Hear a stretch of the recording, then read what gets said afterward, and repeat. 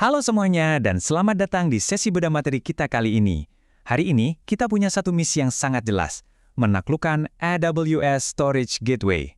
Buat kalian yang lagi siap-siap buat ujian sertifikasi AWS, atau mungkin sedang merancang arsitektur cloud hibrida untuk perusahaan, kalian ada di tempat yang pas banget.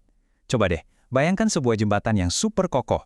Di satu sisi, kalian punya pusat data on-premises, yang mungkin kapasitas penyimpanannya udah mulai megap-megap. Nah, di seberangnya, ada Amazon Web Services dengan ruang penyimpanan yang secara teori nggak ada batasnya. AWS Storage Gateway adalah jembatan tersebut. Lewat pembahasan kita kali ini, kita bakal membedah cara kerjanya sampai kalian benar-benar menguasainya. Anggap aja saya instruktur bootcamp kalian hari ini. Kita bakal lari cepat melewati beberapa topik utama, mulai dari menjembatani cloud hibrida, mengupas Amazon S3 File Gateway, Dual Volume Gateway, virtualisasi dengan Tape Gateway, lanjut ke keamanan dan harga, sampai diakhiri dengan validasi pengetahuan. Yuk, langsung aja kita mulai. Bagian 1, menjembatani cloud hibrida, si jembatan TI universal. Pernah nggak sih kalian ngeliat tumpukan server fisik dan sadar kalau kapasitas penyimpanannya udah tinggal hitungan gigabyte? Mau beli hardware baru itu mahal dan butuh waktu lama banget. Disinilah AWS Storage Gateway masuk sebagai penyelamat. Layanan ini bertindak kayak penerjemah universal yang secara mulus menghubungkan aplikasi lokal kalian langsung ke layanan penyimpanan cloud Amazon, seperti S3 atau EBS. Dan yang bikin praktis banget, dia pakai protokol standar industri yang memang udah dipakai sama server kalian sekarang. Aplikasi kalian bahkan nggak bakal sadar kalau sebenarnya datanya itu ada di cloud. Tentunya, jembatan ini butuh fondasi yang kuat kan? Nah, fleksibilitas deployment-nya tuh luar biasa. Kalian bisa jalanin gateway ini sebagai mesin virtual pakai VMware, Hyper-V, atau KVM. Kalau nggak punya server, santai. Bisa pakai perangkat keras fisik dari AWS, atau malah dijalanin langsung di cloud sebagai instansi situ. Dan coba perhatikan ini. Dia pakai sistem cache read-through dan write-back. Simpelnya gini, data yang sering banget kalian pakai bakal selalu standby secara lokal biar cepat diakses. Sementara sisanya pelan-pelan diamankan ke AWS secara asinkron. Masuk ke bagian 2, Amazon S3 File Gateway, penyimpanan objek S3 asli. Ini ibarat alat pertama di pisau lipat Swiss Army kita. Kalau tujuan kalian adalah menyimpan file sebagai objek S3 asli, ini jawabannya. Kalian bisa pakai protokol jaringan tradisional seperti NFS dan SMB untuk menyimpan dan mengambil file dari berbagai kelas penyimpanan S3, mulai dari standar IA, One Zone IA, sampai Intelligent Tiering. Yang paling keren tuh cara dia nanganin perubahan data. Kalau klien lokal mengedit atau menghapus file, sistem nggak langsung menimpa versi sebelumnya. Dia malah bikin versi baru dari objek tersebut di S3. Benar-benar lapisan keamanan bawaan yang brilian banget. Buat kalian yang lagi siap-siap ujian, ini poin yang krusial banget buat dihafal. Batas cache lokal untuk file gateway itu persis 64 terabyte. Selain itu, file gateway juga mendukung Amazon S3 Object Lock.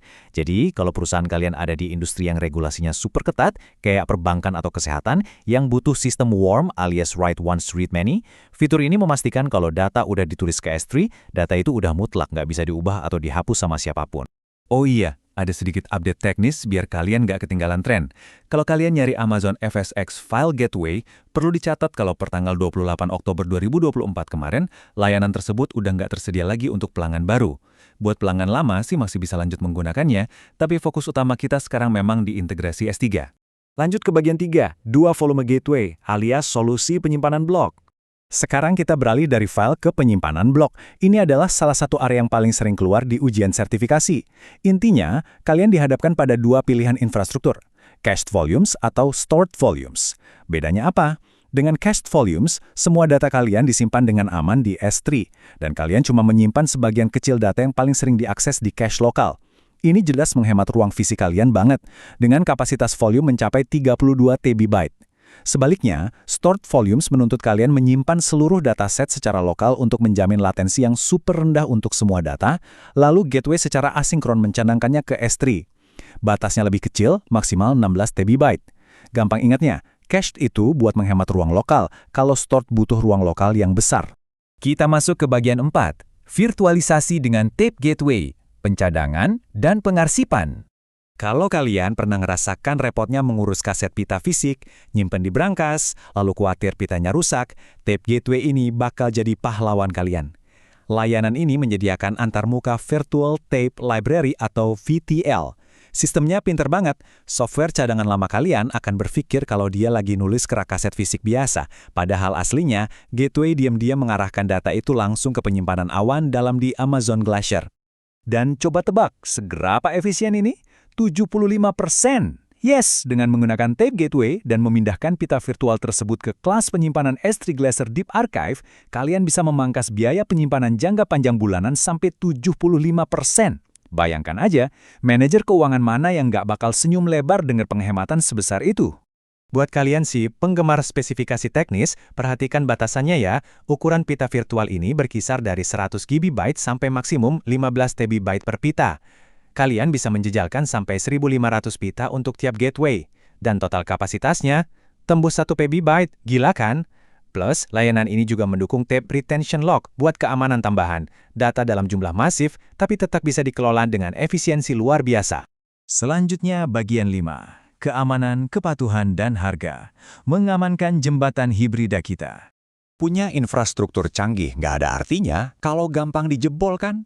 Di AWS, kalian udah pasti dapat perlindungan standar emas. Ada enkripsi KMS dan kontrol akses AIM yang super ketat. Tapi saya pengen kalian fokus ke singkatan CHAP, yaitu Challenge Handshake Authentication Protocol. Gateway menggunakan CHAP ini untuk mengautentikasi koneksi ICSI. Kenapa ini penting banget? Karena CHAP secara spesifik membentengi sistem kalian dari yang namanya serangan playback, di mana peretas mencoba memutar ulang kredensial untuk nembus volume kalian. Dan tentu aja, layanan ini udah memenuhi standar HIPAA untuk medis dan PCI DSS untuk kartu kredit. Nah, ini fakta soal harga yang sering banget jadi jebakan di soal ujian. Jadi dengerin baik-baik ya. Kalau kalian mengalokasikan pita virtual ukurannya 15 terabyte, tapi ternyata cuma ditulis data sebesar 1 terabyte aja, kebak berapa yang harus dibayar? Kalian cuma ditagih untuk 1 terabyte itu aja. Ingat, kalian cuma membayar untuk apa yang kalian tulis, bukan berdasarkan kapasitas maksimum ruang pita yang dibuat. Akhirnya, kita sampai di bagian 6, validasi pengetahuan Anda. Anggap aja ini mini bootcamp persiapan ujian. Kalian udah menyerap banyak banget teorinya, sekarang waktunya tes refleks arsitektur kalian. Skenario pertama, ada perusahaan analitik yang butuh volume ISCSG yang didukung cloud buat akses latensi rendah lokal ke subset data yang sering diakses. Terus, mereka mau meminimalkan penskalaan penyimpanan lokal. Menurut kalian, gateway mana yang paling cocok? Coba kita bongkar bareng-bareng. Kata kuncinya, ISGI, sering diakses dan meminimalkan penyimpanan lokal. Jawabannya udah pasti, volume gateway dalam mode cached. File gateway jelas gugur, karena mereka butuhnya ISGI. Tape salah, karena itu buat arsip. Nah, kalau stored mode, gugur juga, karena dia maksa kita menyimpan seluruh data secara lokal yang bertentangan dengan tujuan utama mereka. Cuma mode cached yang dengan elegan menempatkan data utamanya di S3 dan cuma menaruh subset yang sering diakses di kantor. Logika yang sangat masuk akal, bukan? Oke, kita masuk ke skenario bos terakhir. Bayangkan kalian butuh sistem backup yang tahan lama buat dokumen perusahaan on-premises dan di cloud. Syaratnya lumayan ketat. Data harus bisa diakses dalam hitungan menit selama 6 bulan pertama, baru setelah itu diarsipkan panjang selama 10 tahun. Pendekatan arsitektur apa yang paling cerdas buat ini? Ini dia strategi pemenangnya. Siapkan file gateway dan gabungkan dengan kebijakan siklus hidup atau Life Cycle Policies S3. Kenapa nggak pakai tape gateway? Karena tape yang dipasangkan dengan Glacier nggak bisa memberikan akses data dalam hitungan menit. Butuh waktu berjam-jam untuk menarik data dari Glacier. Tapi dengan file gateway, datanya bisa nongkrong nyaman di S3 standar yang bisa diakses secara instan selama 6 bulan pertama. Begitu waktunya habis, otomatis Lifecycle Policy bakal turun tangan mindahin data itu ke Glacier buat hibernasi lelap selama 10 tahun. Sempurna! Sangat memuaskan ya rasanya kalau semua kepingan puzzle teknis ini akhirnya menyatu jadi gambaran besar yang jelas. AWS Storage Gateway itu bukan cuma soal memindahkan data aja, ini benar-benar fondasi strategis buat bikin infrastruktur perusahaan kalian jauh lebih lincah dan efisien. Jadi, pertanyaan saya untuk kalian saat kita mengakhiri sesi bedah materi ini, apakah kalian meng-cache masa depan atau sekedar menyimpan masa lalu? Yuk, mulai bangun jembatan hibrida kalian hari ini juga. Terima kasih banyak udah belajar bareng saya, dan sampai jumpa di pembahasan seru kita berikutnya.